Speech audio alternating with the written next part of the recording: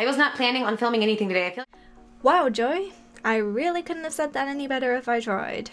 What is up, you skeptical scripts, and welcome to my channel. My name is Cynical Sinks, and I have penis envy. By penis envy, I mean people are envious of my dick.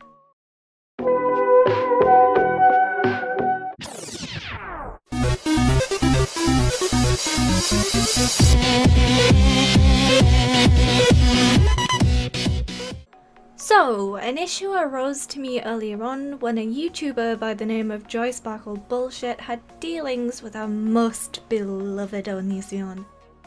Now, you can either love or hate Joy, but whatever your opinion is on her, she's undergoing an issue that needs to be talked about. I don't really care about their back and forths, and this isn't going to be a video about the many videos that they make aiming at each other. This is simply using the situation to show you a huge underlying issue within our community that affects us smaller YouTubers as much as it does the bigger ones. And I thought Joy's channel would be a good way of demonstrating this because it's the most recent and the most relevant. So, for anybody that doesn't know what's happened with Joy's channel, Joy had received an alleged strike on her channel. Now, I say alleged because I haven't seen any images proving that it was in fact him who sent the strike. However, what it can prove is that he copyright claimed one of her videos. Okay, so this image basically shows Joy being informed that her video would be kept up upon the condition that it would have adverts placed in on his behalf. This means that the video that she spent time creating would be making Onision some cash. Cajitas wares, if you have coin. Now, I really wanted to emphasize on that magical word, creating. That's because without that word, there wouldn't be an awful lot of content for us to watch. I mean, can you imagine if every creator of a game started to copyright claim gaming channels just because they featured their work? Don't get me wrong, some may actually do it. However, none that I'm aware of because it would be a stupid move. After all, why would you silence somebody who's trying to give you free advertisement?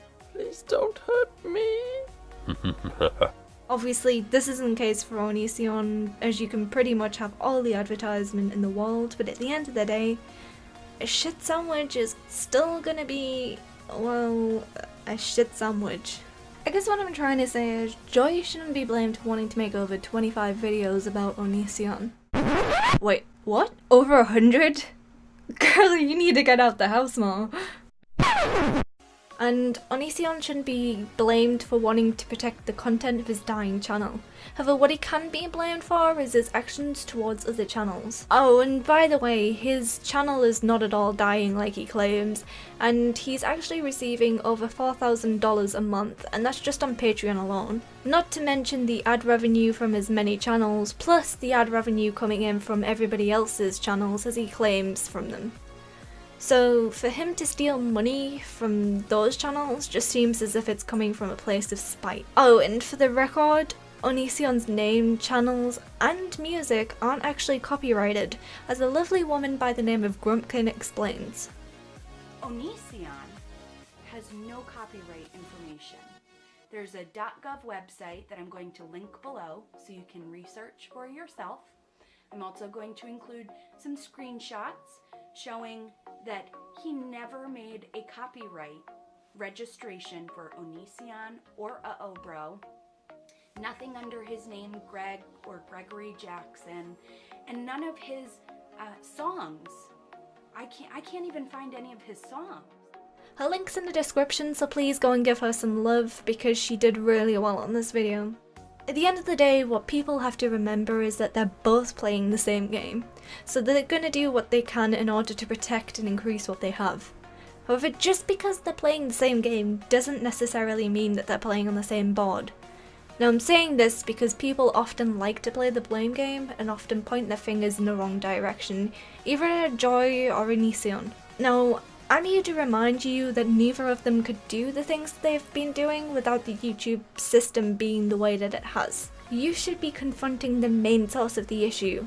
It's not just Joy who deals with this in the community, and by confronting the actual source we can resolve so many problems at once. For us as a community, content strikes and copyright claims have become a huge issue for us as creators because anything can happen to our videos. For bigger YouTubers, it's affecting their livelihood and stopping them from having a steady income, which will help them stay at home and make videos to entertain their communities. For smaller YouTubers, well, stopping them from even getting to that point. If people can't create jobs for themselves on this platform, then YouTube will slowly begin to die as content creators begin to find new ways of supporting themselves, such as moving over to other platforms that are more content creator friendly. What are you doing here? I said nobody could see us together. Get out. I'll call you later.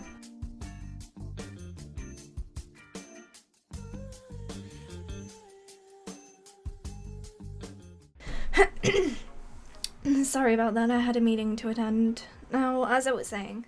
Now, I'm not saying that everybody is here to make mad cash. However, the systems that are put in place can be misused and potentially cause damage to content creators' channels, which is where the issue begins. By allowing the flaws in the system to continue, you are in turn allowing people to misuse the legal system of YouTube to their advantage. People can easily play the system put in place because it's extremely vague. See what I mean? It doesn't tell you exactly what fair use is. It tells you what may or may not be fair use. But it's like even YouTube doesn't even fucking know. There's even a lot of speak of courts in there. Like seriously, I'm looking at fair use because I want to know what to do in order to not go to that place. So, from what I understand, free use means that you can use somebody's content as long as you have something constructive to add to it. This means that you can't just upload a video fully without actually commentating throughout it and claiming it as your own. Now, I might be wrong with this assumption, but many YouTubers that I've seen take this approach have had no issues. So if I am wrong, please let me know in the comments. However, if I'm right, has Jory really done anything to deserve a strike? So, I've been a user of YouTube for over 10 years now, and to watch it grow as it has been a truly awesome experience. Seeing everyone lose their shit over a layout to the rise and fall of YouTubers. However, in saying that, I've also witnessed it being shaped for a community that only has their own interests at heart. And it's fine to act like that, but when it begins to affect the people around you, they're essentially your colleagues. That's where the problems begin. I'm a big believer in freedom of speech, even when I don't necessarily agree with it. So I find it very difficult to watch the people in my community be silenced by strikes and copyright claims. Something needs to be done, and we can't address this issue as individuals. We need to address this issue as a group, as a community, because this isn't an attack on our channels anymore. This is an attack on our freedom of speech.